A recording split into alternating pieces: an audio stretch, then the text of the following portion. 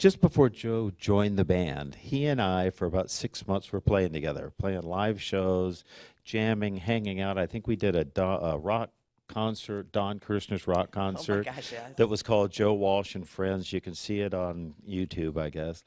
We were just having so much fun playing together that when Bernie quit and left the band, he was a very logical replacement to kind of help push the band away from country rock and more into rock and roll.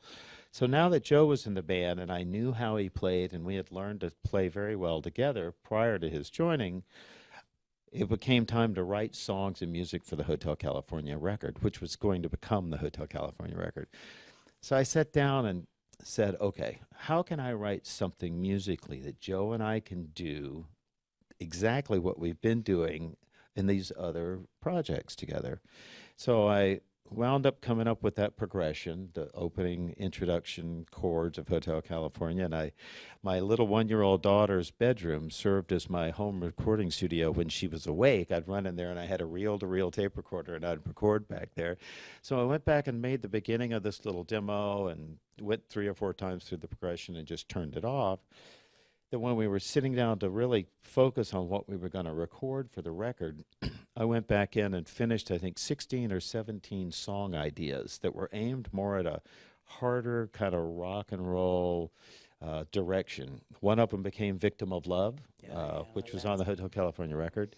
And the other one was this kind of Spanish flavored, I think Don Henley gave it the working title of Mexican reggae.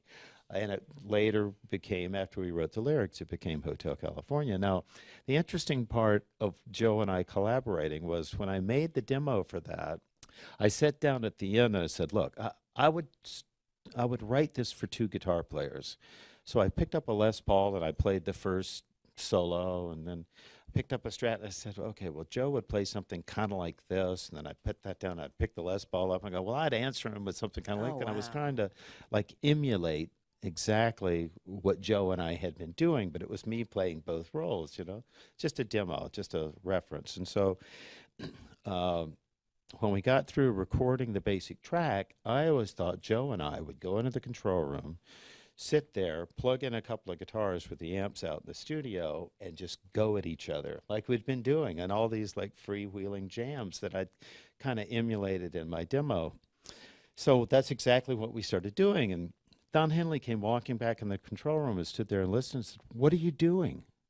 I said, well, we're doing the guitar parts for the end of the track. He says, no, no, no. You have to do them like the demo. I said, I don't remember what that was. That was over a year ago. I just made that stuff up. It was just a reference. He says, no, no, no. You've got to do it like the demo, because he had been listening to it for like a year now. And so we were in Miami. I had to call my housekeeper in California, have her dig through my cassettes, if anybody remembers what a cassette I is. just found a bunch of them. She found it, she put it in a blaster, played it, and held the phone up to it, and we recorded it in the studio in Miami on a reel-to-reel tape recorder. So then I had to sit down and learn what I had just made up off the cuff.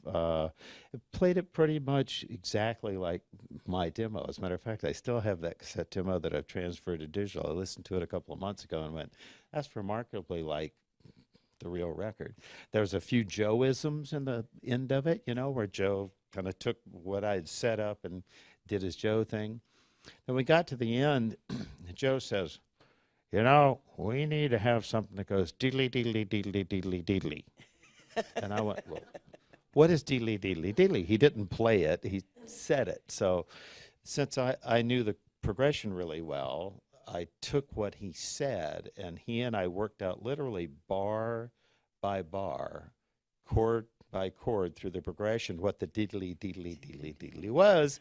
And then we'd go back and we'd play and record one bar, and then we'd go back and record the second bar until we really assembled that harmony thing on the very end from the beginning. It's a 2-minute solo and harmony thing on the end. And so it was really great working with Joe, collaborating with Joe. It was a lot of fun playing with him. He and I know how to do this musical dance together where one person steps forward and the next person steps forward. And we kind of have the grace to allow each other to their spotlight or their time to play what they want to play.